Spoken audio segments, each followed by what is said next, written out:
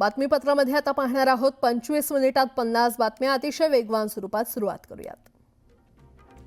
नाशिकच्या ऐतिहासिक श्री काळाराम मंदिरात आज पहाटेपासूनच भाविकांनी रामनवमी निमित्तानं दर्शनासाठी गर्दी केली आहे। पहाटे झालेल्या काकड आरतीनंतर भाविकांना दर्शनासाठी मंदिर खुलं करण्यात आले।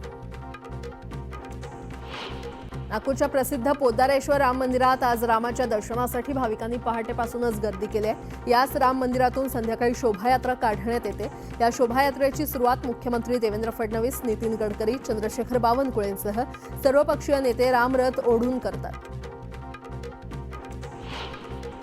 नागपुरातील पोद्दारेश्वर राम मंदिरातून निघणाऱ्या शोभायात्रेच्या मार्गावर आता पोलिसांची नजर असणार आहे। ड्रोनच्या माध्यमातून या शोभायात्रांवर कडी नजर ठेवण्यात येणार आहे। यावेळी अग्निशमन यंत्रणा देखील तैनात असेल। रत्नागिरी जिल्ह्यातील पाच पंढरी इथल्या प्रसिद्ध राम मंदिराला आकर्षक रोषणाई करण्यात आली आहे। रामनवमीच्या पार्श्वभूमीवर मंदिरात विविध कार्यक्रम आयोजित करण्यात आले आहेत। रामनवमी निमित्त इथे भरणाऱ्या यात्रेला पंचक्रोशीतील भाविक गर्दी करतात। रामनवमीच्या पार्श्वभूमीवर मुंबईत ठिकठिकाणी पोलीस बंदोबस्त ठेवण्यात आला आहे। कोणताही अनुचित प्रकार घडू नये यासाठी 13,000हून अधिक पोलीस तैनात करण्यात येणार आहेत। तर सीसीटीव्हीच्या माध्यमातूनही ठिकठिकाणी लक्ष ठेवण्यात येणार आहे। पुण्यातील एका कलाकारानं श्रीरामनवमीच्या पावन निमित्तानं 520 रुबिक्स क्यूब्स वापरून प्रभू श्रीराम यांचं भव्य मोझेक तयार केलंय। ऋषिकेश किशोर कांबळे असं या कलाकाराचं नाव असून ही कलाकृती साकारण्यासाठी त्याला 2 दिवस लागले। अहिल्यानगर जिल्ह्यातील नेवासा इथे श्रीराम राज्य उत्सव समिती आणि नेवासा तालुका सकल हिंदू समाजाच्या वतीनं प्रभू श्रीरामचंद्रांची भव्य शोभायात्रा काढण्यात आली। या निघालेल्या शोभायात्रेत भारत मातेसह प्रभू श्रीरामांची भव्य मूर्ती आणि तरुण तरुणींनी सादर केलेल्या मर्दानी खेळानं सर्वांचं लक्ष वेधून घेतलं। देहू रोड कॅन्टोन्मेंट बोर्डाच्या छावणीत रामनवमीला भव्य शोभायात्रा काढण्यात आली। यात विशेष आकर्षण कालभैरव अघोरी आखाडा नृत्य होते। तर शिवपार्वती यांचं भव्य नंदीवरून भ्रमण तसंच बाहुबली, बजरंगबली, हनुमान सर्वांचं लक्ष वेधून घेत होते। छत्रपती संभाजीनगरात मर्यादा पुरुषोत्तम श्रीरामांच्या जन्मोत्सवाची तयारी पूर्ण झाली आहे। शहरात 36 शोभायात्रा काढण्यात येणार आहेत। यात 13 फूट उंचीचे श्रीराम, 12 फूट लक्ष्मण, 10 फुटांच्या सीतादेवी आणि 10 फुटांच्या हनुमानाच्या भव्य दिव्य मूर्ती सर्वांचं आकर्षण ठरणार आहे। बीडच्या परळीत असलेल्या गोराराम, काळाराम आणि सावळाराम या शेकडो वर्ष जुन्या पुरातन राम मंदिरात रामनवमी मोठ्या उत्साहात साजरी केली जाते। रामनवमी निमित्तानं या तिन्ही राम मंदिरांना आकर्षक विद्युत रोषणाई करण्यात आली आहे। गुजरातच्या अहमदाबादमधील मंदिरात देखील रामनवमीचा उत्साह पाहायला मिळतोय। मंदिरात दर्शनासाठी भाविकांनी गर्दी केली होती।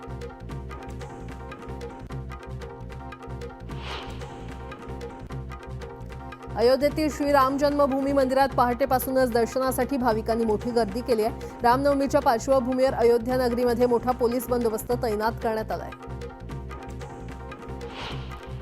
आज रामनवमीला अयोध्येत 2 लाखांहून अधिक दिवे लावले जाणार आहेत। रामकथा पार्क समोरील घाट तसंच अन्य ठिकाणी यासाठी व्यवस्था असेल। रामकथा पार्कमध्ये विविध सांस्कृतिक कार्यक्रमांचं आयोजन करण्यात आलं आहे।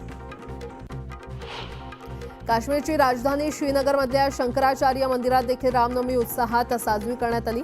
मंदिरातल्या पिंडीवर भाविकांनी अभिषेक केला। अयोध्येमध्ये राम मंदिराला आकर्षक रोषणाई करण्यात आली आहे। रोषणाईनं मंदिर उजळून निघाले। मंदिराला फुलांचीही सजावट करण्यात आली आहे। देशभरात रामनवमीचा उत्साह आहे आणि रामनवमी निमित्त उत्तर प्रदेश, बंगाल, बिहार, झारखंडसह अनेक राज्यात हाय अलर्ट जारी करण्यात आलाय।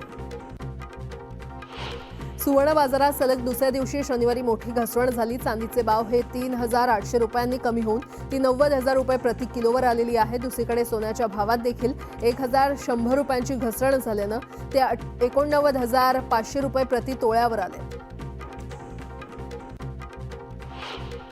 आज मध्य आणि ट्रान्स हार्बर मार्गावर मेगा ब्लॉक घेण्यात येणार आहे। अभियांत्रिकी कामांमुळे मध्य रेल्वेवर माटुंगा ते मुलुंड अप आणि डाऊन धीम्या मार्गावर सकाळी 11 ते दुपारी 4 वाजेपर्यंत ब्लॉक असेल। तर ट्रान्स हार्बर मार्गावर ठाणे आणि वाशी नेरुळ दरम्यान सकाळी 11 ते दुपारी 4:10 ब्लॉक असेल। केंद्र सरकारच्या आवास योजनेअंतर्गत घरकुल बांधकामासाठी आता लाभार्थ्यांना 50,000 रुपये वाढीव अनुदान मिळणार आहे। पूर्वीच्या 1,20,000 रुपयांच्या अनुदानात 50,000 रुपयांची वाढ करण्याचा निर्णय ग्रामविकास खात्यानं घेतलाय। रेल्वेमध्ये नोकरी करण्याचं स्वप्न पाहणाऱ्या तरुणांसाठी महत्त्वाची बातमी समोर आली आहे। रेल्वे भरती बोर्डानं असिस्टंट लोको पायलटच्या पदांसाठी भरती करण्याची तयारी पूर्ण केली आहे। यावेळी एकूण 9,900 पदांसाठी भरती होणार आहे आणि त्यामुळे हजारो तरुणांना नोकरीची सुवर्ण संधी मिळणार आहे। दिल्लीमध्ये केंद्रातील मोदी सरकारची आयुष्मान भारत योजना सुरू झाली आहे आणि या योजनेमुळे आता दिल्लीमध्ये पात्र कुटुंबांना 10 लाख रुपयांपर्यंत मोफत उपचार मिळणार आहेत। त्यात केंद्र सरकार आणि दिल्ली सरकारचा प्रत्येकी 5 लाख रुपयांचा वाटा असेल।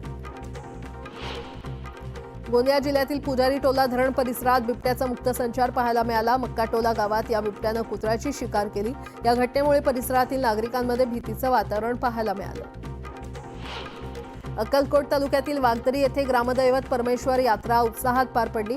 श्रींच्या मूर्तीला रुद्राभिषेक करून उचई सुवर्ण कळशारोहण करत रथास जागा सोडण्याचा कार्यक्रम पार पडला। यावेळी जंगी मिरवणूक काढण्यात आली।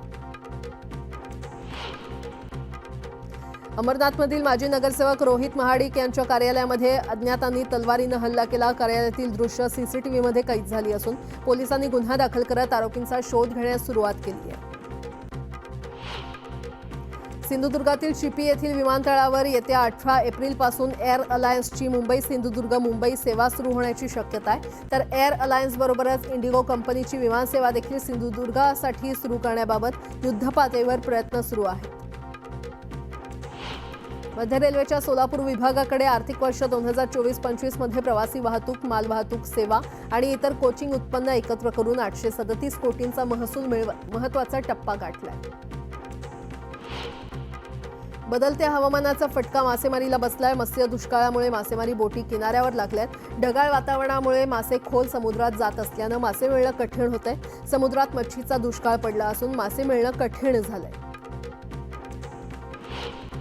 रायगड किल्ल्यांवर सुरक्षेच्या दृष्टीनं बसवण्यात आलेले 15 सीसीटीव्ही कॅमेरे गेल्या 5 वर्षांपासून बंद आहेत। दरम्यान 12 एप्रिल रोजी शिवाजी महाराज पुण्यतिथी कार्यक्रमासाठी अमित शहा येणार आहेत। त्यामुळे कार्यक्रमाचा आढावा मान्यवरांकडून घेण्यात आला। यावेळी सीसीटीव्ही बंद असल्याची माहिती समोर आली। देशातील शेतकऱ्याला शेतीतून दरमहा 3,798 रुपयांची कमाई होत असल्याची माहिती सरकारनं लोकसभेत दिली आहे। तर महाराष्ट्रातील शेतकऱ्याला शेतीतून 4,747 रुपये उत्पन्न होतंय। केंद्र सरकार शेतकऱ्यांचं उत्पन्न दुप्पट करण्यासाठी कटिबद्ध असल्याचा पुनरुच्चार कृषी राज्यमंत्री भगीरथ चौधरी यांनी केला। समाज कल्याण न्यासचे संस्थापक अध्यक्ष सोन्या पाटील यांच्या सामाजिक कार्याची दखल घेत पुण्यश्लोक अहिल्यादेवी होळकर धर्मापीठाच्या वतीनं देण्यात येणारा पुण्यश्लोक अहिल्यादेवी होळकर राष्ट्रीय पुरस्कार 2024 सामाजिक पुरस्कार जाहीर झालाय। तेलंगणाचे राज्यपाल जिष्णुदेव वर्मा आणि पुण्यश्लोक अहिल्यादेवी होळकर यांचे वंशज तथा महाराष्ट्र विधान परिषदेचे सभापती राम शिंदे यांच्या हस्ते 10 एप्रिल रोजी प्रदान करण्यात येणार आहे। महाराष्ट्रातील लाखो भाविकांचं श्रद्धास्थान असलेल्या कार्ला गडावरील कुलस्वामिनी आई एकविरा देवीच्या चैत्र उत्सवाची सांगता झाली आहे। एकविरा देवी कोळी, आगरी तसंच विविध समाजांची कुलदेवता मानली जाते आणि या चैत्री यात्रेसाठी मुंबई, नवी मुंबई, ठाणे, पनवेल, रायगड आणि तळ कोकण तसंच विदर्भ, मराठवाडा आणि पश्चिम महाराष्ट्रातील लाखो भाविकांनी कार्ला गड गाठला होता। भागीरथी नातेच्या तीर्थक्षेत्र येरवाडी गावचे ग्रामदैवत रोकडोबा महाराज यांच्या यात्रेनिमित्त भव्य बैलगाडा स्पर्धा भरवण्यात आल्या होत्या। या स्पर्धेमध्ये पुणे जिल्ह्यातील 180 बैलगाडा मालक स्पर्धकांनी भाग घेतला। या स्पर्धेत बैलगाडा मालकांची चढाओढ पाहायला मिळाली तर भर उन्हात ही बैलगाडा शौकीनांनी गर्दी केली होती। धाराशिव जिल्हा मजूर सहकारी फेडरेशनच्या पंचवार्षिक निवडणूक झाली आणि यामध्ये महायुती विरुद्ध महाविकास आघाडी सामना रंगला। जिल्हा फेडरेशनच्या निवडणुकीत 9 जागेसाठी 24 उमेदवार रिंगणात असून आज या उमेदवारांचं भवितव्य ठरणार आहे। सातारा जिल्ह्याच्या टंचाई आढावा बैठकीत आमदार डॉक्टर अतुल भोसले पाणी प्रश्नांवर आक्रमक होत उंडाळे पाणी पुरवठा योजनेसाठी 70 लाख रुपये निधीची मागणी त्यांनी केली। पालकमंत्री शंभूराज देसाई यांनी जिल्हा नियोजन समितीच्या माध्यमातून तात्काळ निधी देण्याचे आदेश प्रशासनाला दिले। विधानसभा निवडणुकीमध्ये जळगाव जिल्ह्यातल्या पाचोरा, चाळीसगाव, पारोळा, जळगाव अशा अनेक तालुक्यातल्या पदाधिकाऱ्यांनी भाजपसोबत बंडखोरी करत उमेदवारी केली होती आणि या पदाधिकाऱ्यांना निलंबित करण्यात आलंय। मात्र आता त्यांना पुन्हा भाजपमध्ये घेण्याबाबत पक्षात हालचाली सुरू असल्याची माहिती समोर येते। सार्वजनिक बांधकाम मंत्री शिवेंद्रसिंह राजे भोसले आणि मंत्री मकरंद पाटील यांनी श्री विठ्ठल रुक्मिणी मातेचं दर्शन घेतलं। यावेळी दोन्ही मंत्र्यांचा सत्कार करण्यात आला। गृहराज्यमंत्री योगेश कदम यांनी त्यांचा ताफा थांबवत महामार्गावरील अपघातग्रस्त व्यक्तीला मदत केली. गंभीर जखमी असलेल्या व्यक्तीला स्वतःच्या गाडीतून नेत त्यांनी रुग्णालयामध्ये दाखल केलं. जळगावात ललित कला भवन इथे राष्ट्रीय श्रमिक आघाडी संघटनेचे अध्यक्ष यशवंत भोसले यांच्या उपस्थितीमध्ये कामगारांच्या मेळाव्याचे आयोजन करण्यात आले. कामगारांच्या समस्या सोडवण्यासाठी यशवंत भोसले मार्गदर्शन करणार आहेत. पुसदच्या महाकालेश्वर मंदिरात दरवर्षीप्रमाणे चैत्र शुल्क अष्टमीला भगवान शंकर आणि पार्वतीचा विवाह सोहळा मोठ्या थाटात संपन्न झालाय.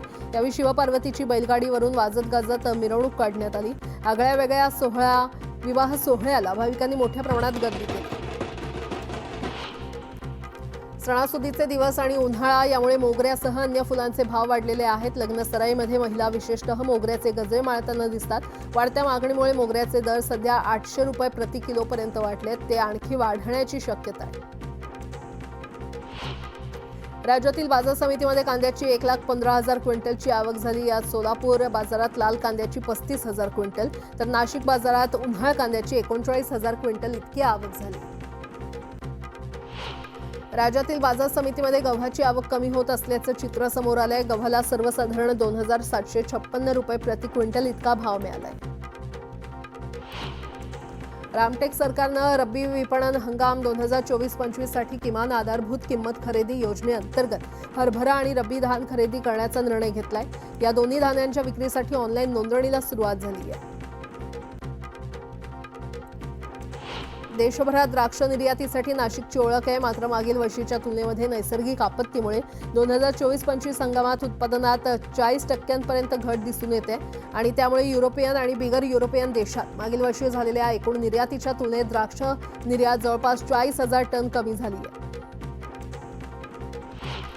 कडक उन्हाळा सुरू असतानाच अचानक हवामान बदललं असून जिल्ह्यासह राज्यात काही ठिकाणी पावसानं जोरदार हजेरी लावली. त्यामुळे हातातोंडाशी आलेल्या हापूस आंब्याचे मोठं नुकसान झालं असून फळगळती होऊन आंबा काळा पडलाय.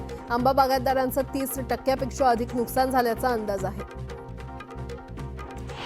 अवकाळी पावसासह गारपिटीचा फेरा संपत असतानाच आता हवामान खात्यानं तापमान वाढीचा इशारा दिलाय. पुढील 48 तासात उत्तर महाराष्ट्रातील काही भागात कमाल तापमान 40 अंशांपेक्षा जास्त नोंदवलं जाईल अशी शक्यता हवामान खात्यानं वर्तवली आहे.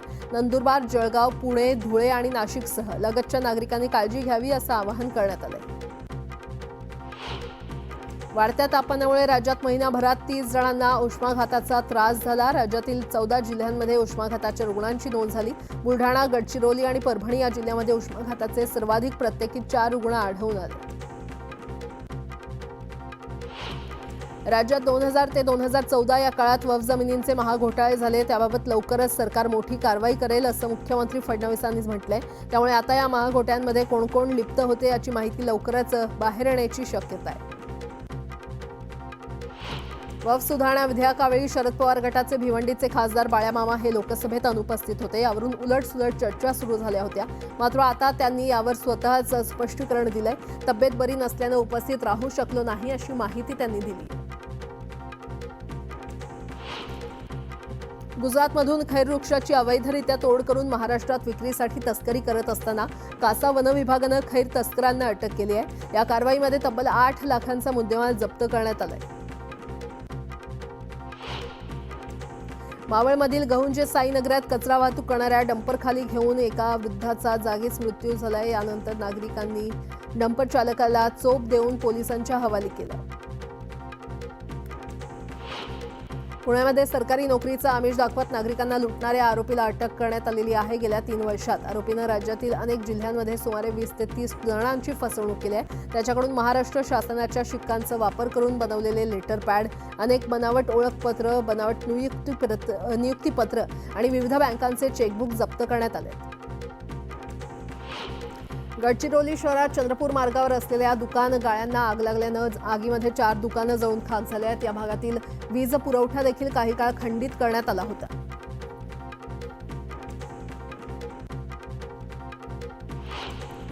रायगडमधील केळसवाणी घटना समोर आली आहे. महिलांच्या अंतर्वस्त्रांची चोरी करत एका बंद मोडक्या घरात एकानं सर्व कपडे साठवून ठेवले होते. अचानक कपडे चोरीला जात असल्यानं महिलांनी शोध घेतल्यानंतर सीसीटीव्हीतील फुटेजमुळे सर्व घटना उघडकीस आल्या. या प्रकरणी पोलीस ठाण्यात गुन्हा दाखल करण्यात आला आहे.